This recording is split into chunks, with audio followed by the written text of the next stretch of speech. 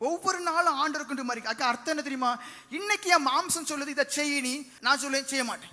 இன்னைக்கு என் மாம்சம் சொல்லுது இங்க போ நீ, செய்யக்கூடாது. இன்னைக்கு என் மாம்சம் சொல்லுது இதை பாரு நீ, நான் பார்க்க மாட்டேன். அப்போ ஒவ்வொரு நாளும் என்ன செய்யறோம்? அந்த மாம்சத்தை ஒவ்வொரு நாளும் அந்த ஆசை, ஒவ்வொரு நாளும் அந்த இச்சையை சிலுவையில் அறையிறோம். இதுதான் கஷ்டம்.